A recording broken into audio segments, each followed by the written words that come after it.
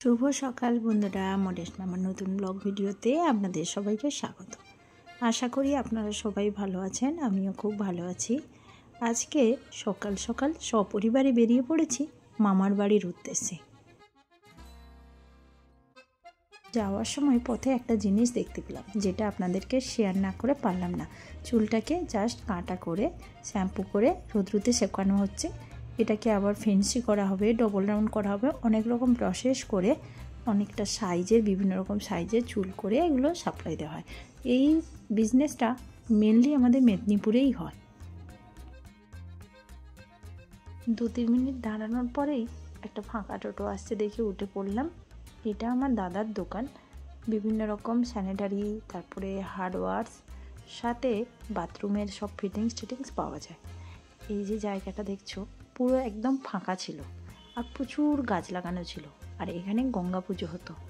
আর এটা আমাদের একমাত্র পিকনিক স্পট ছিল, যেখানে আমরা ছোটোবেলায় পিকনিক করতে আসতাম, সবাই আসতো। মানে 25শে ডিসেম্বর আর 1 জানুয়ারিতে এখানটা পুরো ভরা ছিল। এখন তো একটা মন্দির হয়েছে। বলতে বলতে আমাদের পরের যে বাস স্টপ, ওখানে পৌঁছে গেছি। ওখান থেকেই মেনলি আমার মামার বাড়ি যেতে হয়। তো একটা মিষ্টির দোকান থেকে কিছু মিষ্টি আর ফলের দোকান থেকে ফল নিয়ে আবার একটা টোটোতে করে চলে যাচ্ছি মামার বাড়ির উদ্দেশ্যে। দাদুর বাড়ি যেতে গেলে শ্মশানের পাড় দিয়ে যেতে হয়, শ্মশানের পাশ দিয়েই রাস্তা। আমি ছোটোবেলায় এখান দিয়ে যেতে খুব ভয় পেতাম, কারণ রাতে যখন দাদুর বাড়িতে থাকতাম, ঘাটে বেরোলে এই মানুষ যখন কেউ মারা যেত, যে পোড়ানো হলে রাতে আগুনটা দাউ দাউ করে দেখা যেত, ওই দেখেই আমি খুব ভয় পেতাম। বলতে বলতে দাদুর বাড়িও পৌঁছে গেলাম।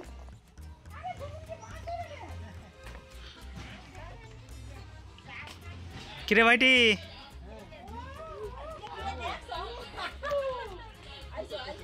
হ্যাঁ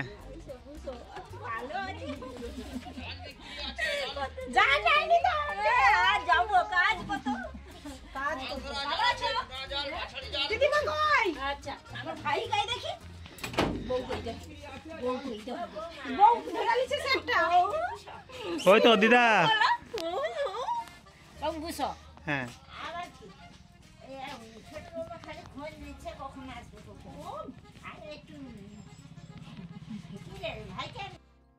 দুজন যখন থেকে এসেছে এই গরুটির পেছনে লেগে আছে। ছোট্ট গরু তো, ও মারছেও না, আর আমিও ওর সাথে কিছু ছবি তুলে নিলাম। তারপর চলে এলাম ছোটো মামার বাড়িতে। অনেকক্ষণ থেকে দিদিমা বলছে ছোটো মাইমা নাকি আমাদের জন্য বারবার খোঁজ করছে, আর আশা হচ্ছিল না। মেজো মাইমার কাছে অনেক গল্প করছিলাম, অনেক দিন পর এসেছি, যদিও আবার কিছুদিন পরে আসবো, কারণ আমার দাদু মারা গেছে প্রায় 1 বছর হয়ে গেল। তো বাসর কি, সেই জন্যই আমরা বাড়ি এসেছি। আর মামার বাড়িতে অন্য একটা কারণে আজকে এসেছি।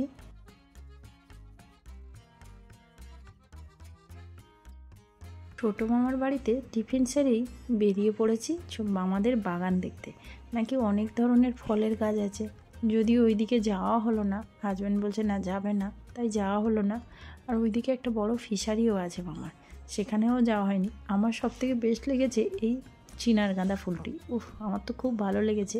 আর আমি তো একদম প্ল্যান করে নিয়েছি একটা বাড়ি নিয়ে যাব। এখানে খুব সুন্দর করে বেগুন গাছ লাগিয়েছে। ওখান থেকে টিফিন সেরে আসতে না আসতে দেখি মেজো মাইমা অনেক রকমের রান্না নিয়ে বসে গেছে। জানি না আমি খেতে পারবো কি না, কিন্তু রান্নার বাহারের আর শেষ নেই। যদিও দাদু মারা গেছে 1 বছর হয়নি বলে মামার বাড়িতে মাংস হচ্ছে না, মাছই হচ্ছে। তারপর চলে গিয়েছিলাম দাদু আর দিদার যে একটা ছোট্ট ঘর করা আছে ওখানে। দিদিমা দেখলাম অনেক সুন্দর করে এই গাঁদা ফুল লাগিয়েছে, আর এত সুন্দর লাগছিল, গাঁদাগুলো ফুটে গেছে সবগুলো। তো এরপর মামার ছেলেকে সাথে নিয়ে চলে গিয়েছিলাম মামাদের পুরনো বাড়িতে, মানে যেখানে আমার সবথেকে বেশি স্মৃতি জড়িয়ে আছে।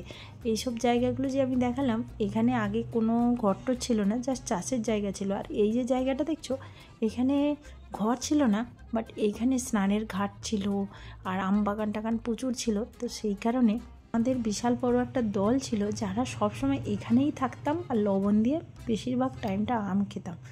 ওখানটা ঘুরে কিছুক্ষণ চলে এলাম আবারও দিদিমার ঘরে। এখানে খুব সুন্দর দেখলাম দিদিমা আসন বুনেছে, নিজের হাতে ওইগুলো বের করেছে। আমাকে বলছিল তুই কোনটা পছন্দ করে নিস, বাট আমি একটাও নিইনি। দিদিমা যেহেতু এই বয়সে অনেক কষ্ট করে আসনগুলো বুনেছে, তাই দিদিমার কাছেই থাক এই ভেবে নিলাম না। এখানে বিড়ালকে খেতে দিয়েছে, কারণ আমাদেরকে খেতে দেবে না হলে ওরা খুব জ্বালাতন করবে। আর এখানে দেখো থালা সাজিয়ে দিয়ে দিয়েছে। তারপরে অনেক রকমের তরকারি এসেছিলো বাটিতে, যেটা আমি ভিডিও করতে ভুলে গেছি। খাওয়া দাওয়ার পরে আমরা বেরিয়ে পড়েছি একটা সুন্দর জায়গায় ঘুরতে, যেটা কিন্তু ভিডিও করতে আমি ভুলিনি।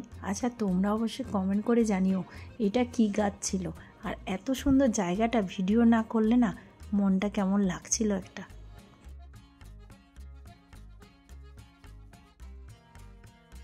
তারপরে একটা দারুণ জিনিসের সন্ধান মিলেছে, যেটা আমি অনেক দিন থেকে খুঁজছিলাম। এই সেই গ্রামের ব্ল্যাকবেরি, যেটাকে আমরা পুরো জিভ কালো করে ঘুরে বেড়াতাম। এখানে ঘুরে মামার বাড়ি এসেই বাড়ির পথে রওনা দিলাম, কারণ সন্ধ্যা হয়ে গেছে। রাস্তায় যেতে যেতে এই সুন্দর পাতাবাহারের গাছটা দেখে আমি আর লোভ সামলাতে পারিনি, ওটাকে তুলে নিয়েছি।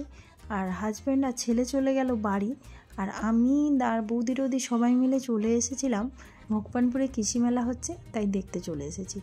ওখানে অনেক বছর যায়নি, দেখা হয়নি কৃষি মেলা, তাই আজকে আর সুযোগ হাতছাড়া করলাম না। ওকে বন্ধুরা, টাটা, দেখা হচ্ছে নেক্সট ভিডিওতে। আমার ভিডিওটা কেমন লেগেছে অবশ্যই কমেন্ট করে জানিও। ভালো লাগলে একটা লাইক করো, চ্যানেলটা সাবস্ক্রাইব করে পাশে থেকো। টাটা।